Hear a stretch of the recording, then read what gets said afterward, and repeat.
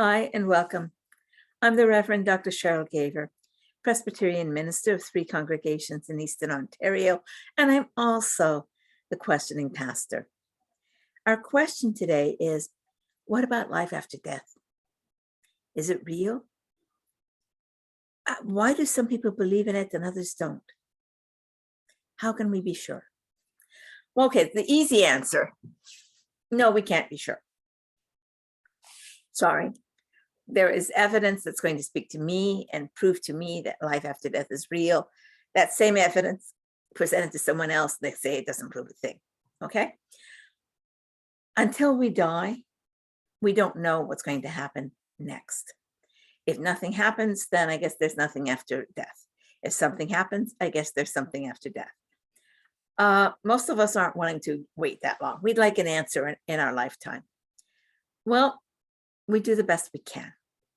For those who say there is nothing after death, there's no life after death, you look around and you say, this is what we know.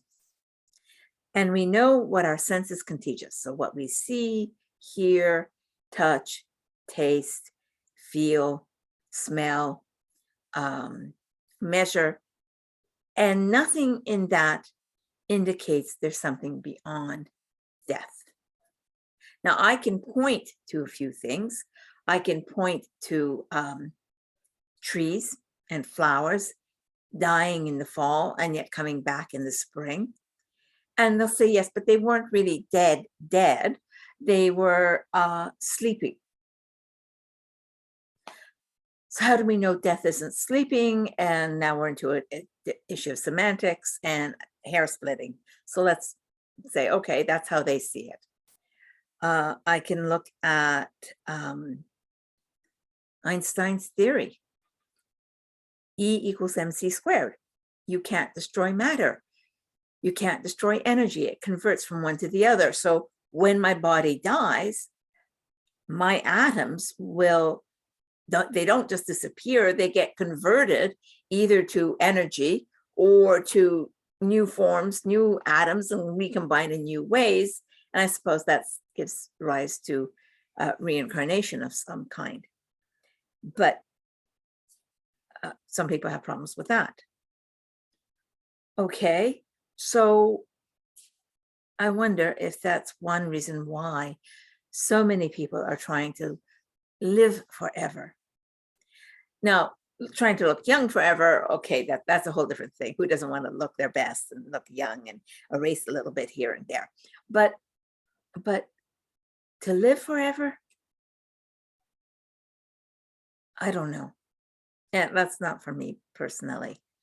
But I can see that you want to live longer because you've got something to live for. The French philosopher Montaigne said that he wanted death to find him in the middle of his garden, in the middle of his work. He's busy living. He's got something to live for, and that's going to keep him alive a little bit longer. And yes, he'll die, but he wants to die having accomplished something. Okay, so you're going to live longer to keep working, live longer so you can see your children grow up, or you can see your grandchildren get married, or there's reasons why you want to live longer. That is perfectly normal, I think, and perfectly healthy. And then there's the other part where you don't want to die because that is the end of it. So you're willing to do whatever you can to hold on to life, not because you have something to live for, but because you want to hold on to life. So yeah, let's get a new liver, let's get a new kidney, let's do stem cell research so that we can get rid of all the diseases and just live here in this world forever and ever. And I go, how boring. No, not for me. But if this world is all there is, then you've got to hang on to it with all you've got. But what about us who do believe in life after death? Well, one, generally speaking, we want to live as long as we can too. If we've got something to live for, yeah, we want to live. It's not we're out to, just go, oh, there is something life after death, so let's kill ourselves and get to the next stage. No, I don't think that's a very healthy way of looking at life. We're here now, live. And we're here and we've got something to do or someone to live for. Live, hang on. But we look around and I see the trees. And right now it's winter and we got a terrible snowstorm outside. And it's like the trees look dead. My plants in the windows look dead. But you know, if I can keep them going, in the spring, there might be some flowers. In the spring, there might be new leaves. It's not going to be a new tree. It's the same tree come back. Is it asleep? Is it dead? Semantics. But it reminds me there's something new. Things seem to die and then they come back. And I look at that. I look at Einstein's equation. You can't destroy matter, that it gets converted. And I'm like, there's something beyond this body. For Christians, and I'm not speaking about other religions at this point because they can speak for themselves, but for Christians, we believe that God has revealed this glimpse to us of what this world beyond is, this life beyond this world. It's a world where there's no illness, no disease, no pain, no suffering. All our hurts have healed. There's no wars, no injustice, no corruption. A world without arthritis, definitely a good world. A world without the pain of loss, definitely a good world. A world where we'll see our families, where we'll see those who've passed on before, definitely a good world. But that's only part of the Christian story, is that there is life after death. There is this paradise, this new heaven and new earth. But part of that Christian story is God has given us the ability to experience it in our lives today. Okay, the kingdom of God is at hand. We can experience moments of sheer joy, peace that passes all understanding, as we say. Something that is so wonderful. And we know it's worth having. And we know that it's only ours now and again.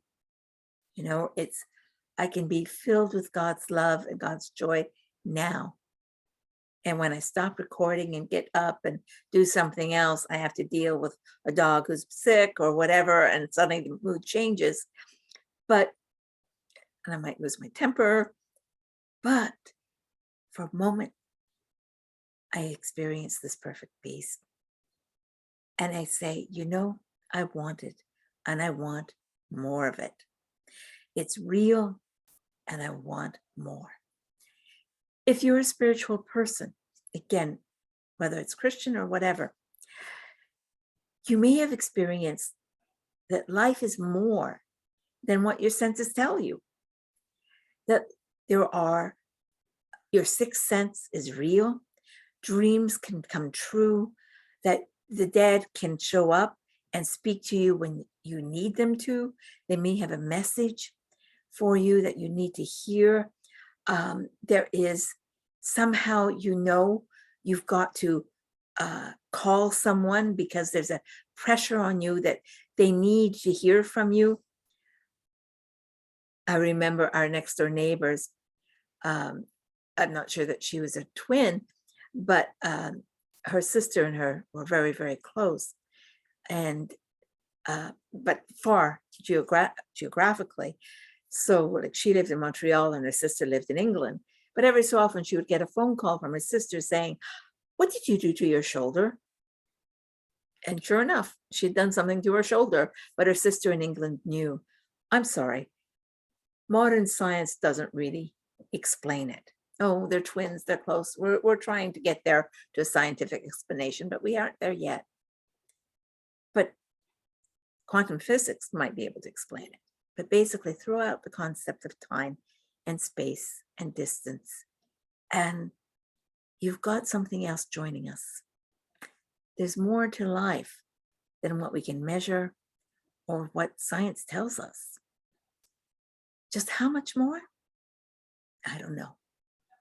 Houston Smith, who was a professor who taught world religions, explained it this way, and I'll put up the picture in a minute. He said, look, you've got the whole sky in front of you. And science, we're looking at one portion and of the sky, and we're analyzing it and breaking it down and trying to learn as much as we can about all of what's going on here. And we're doing a pretty good job. Quantum physics may push the boundaries a little bit more, that what we think is going on but haven't quite proven yet. But there could be something over here that's going on as well. But we miss it completely because we're focused on this direction. Let me show you. It's a picture based on what Houston Smith came up with. Just a second. So this picture comes from CNN, and it's from, Stargazing Astronomy for Beginners. So here's your telescope, and you're looking at the sky over here, and you're trying to figure out everything here. But do you see? This could be the sun setting. It's more likely the moon. Your telescope isn't looking over here, and it misses it completely. For people who say there's nothing beyond life after death, death is the end of everything, it's like they're focused over here. And for people who say there is something beyond, we see a panorama of the sky. So when people say they don't believe in life after death, I feel sorry for them. It's not just that they have no hope of something beyond. That's why they have to live forever in this world.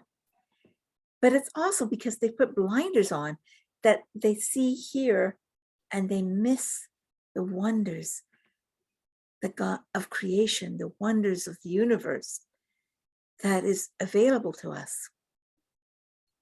So what happened for me? I do believe in life after death. And I do believe that there's a whole adventure waiting for us, an adventure of discovery, of a new life. It's like here, this life is like being in the womb. And we're here for, let's say, 90 years. That's the equivalent of 9 months. And then we're going to be born into something far greater and far more wonderful. And the womb is a comfortable place to be. I don't want to leave it. But you know what? Part of me is anxious. I want to get on and start exploring. I think God's going to give me a clipboard and say, go find some more stars and take some notes and see what needs to be done. Here's some work for you to do. And I'm going, thank you. Head off. So anyway, is there life after death? Don't know. But for me, I believe there is. And I hope you understand the question and the answers a little bit better. Thank you and take care. God bless and see you next time.